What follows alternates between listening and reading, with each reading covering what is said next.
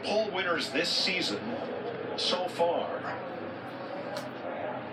And one thing we note here, just in the brief time that we've been on the air, turn 3 is now shaded, and so is turn 2. The only remaining sunshine hard on the racetrack is the back straightaway. And Mike, you could literally feel it. We walked over the roof here to the booth, and earlier today, I mean, it was like hot. And this afternoon, you walk over, it's pretty nice. Everybody's jumping out, but is it to line up at the end of pit road or to go out and cut a hot lap? I'm going to go for it. You know, I look at this racetrack, not just a back straightaway, but just a little bit of an edge off of the exit of turn 2 and a little bit in the very crucial area of turn 3. There is still a little bit of sun, and that temperature of the track, it takes a little bit of time for that to come completely out of it. Those are going to be the trouble spots for these drivers. They got to be really careful to get the car in a position where they're really comfortable the car gets turned and not get too aggressive in those areas until it's completely in shade. Now both the Ganassi cars are right out there. You're with Jamie McMurray, first out on the track.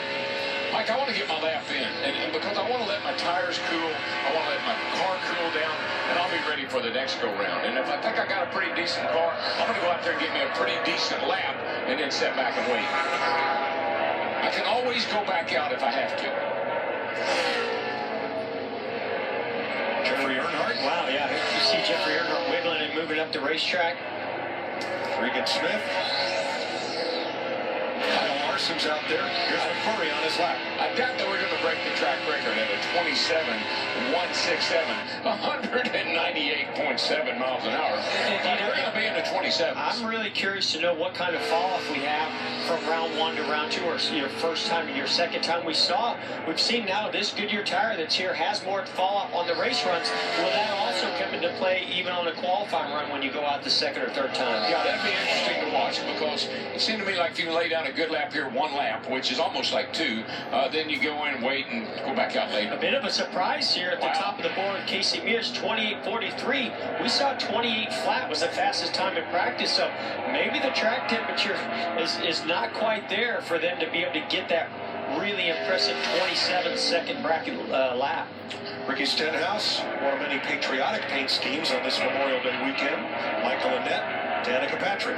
And Mike, you asked about the guys that were in the Xfinity practice. Larson, one of those, he's just third quick right now. So not sure that Xfinity practice helped him that much.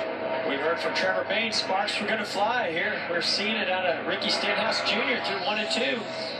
Looks like he's put a good corner together in 1 and 2, heading down the back straightaway into 3. He made his Cup debut here. Gosh, has it been 5 years already? It has. 5 years ago, finished 11th. That's amazing.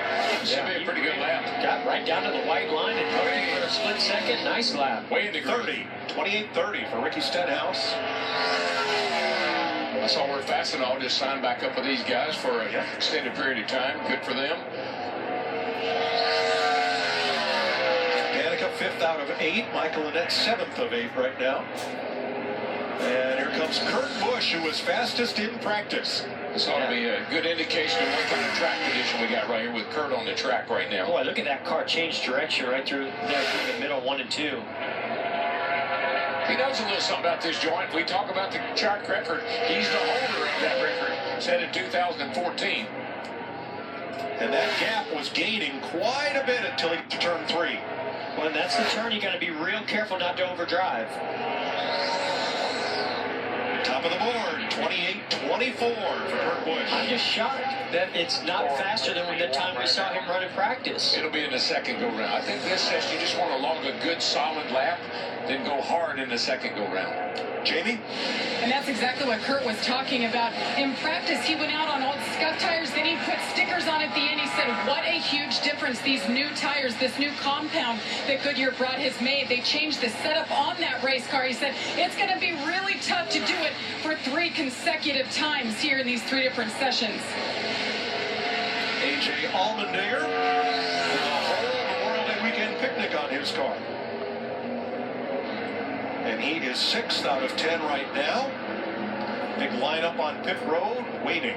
The clock's not the big factor right now. The thermometer is. Yes, exactly. Good point. Racing the thermometer. As well as DW, the lap times. They're waiting to see those lap times creep down closer to what they saw in practice, or maybe even faster, to know that the grip level's there to go lay down a big lap.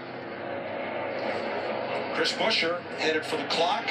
Now one of those cars waiting is the 19 of Carl Edwards. Matt. Mike, you can see the shade on the racetrack in certain sections, and Jason Hedleski is keeping Dave Rogers abreast of just how the sun is setting to how close they're going to send the 19 of Edwards out. Right now, they're just waiting a little bit longer for a little more shade. Yeah, it wasn't sundown and shade on turns 2 and 3. It was a cloud, and that is now gone. There's sun back in those areas. You know, DW, as you were saying, it's a big commitment here, right? This lap, you got to really go all out, go for it.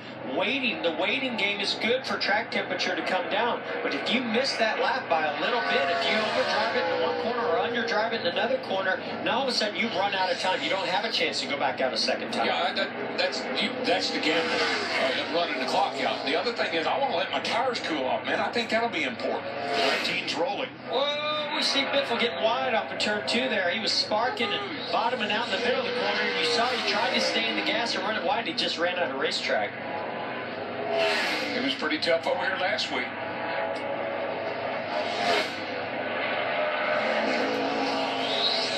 Greg Biffle to the stripe, third, right behind his teammate Stenhouse. I'm impressed that Biffle was able to maintain that third position so far after that bit of a wide exit of turn 2.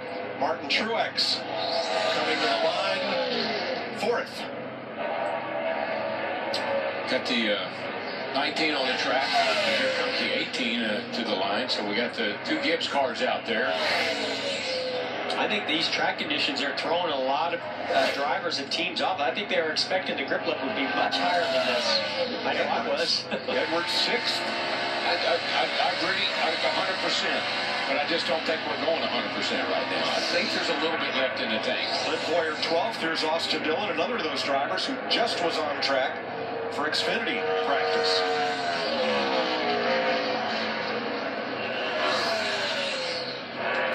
Kyle Busch up to third.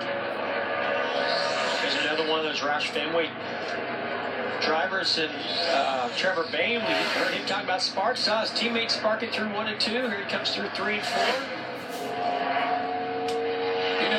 Jeff, somewhere inside that number 6 car, there's a wow man.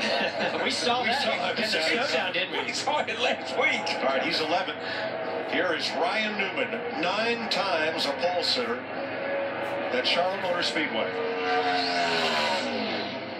8th for Newman. Ryan is a fantastic qualifier. Great race car driver, but boy, when it comes to qualifying, he knows how to step it up. 16th for Brian Scott. 15th, Austin Dillon. Tony Stewart. Yeah, we're seeing the Stewart Haas car show a lot of speed.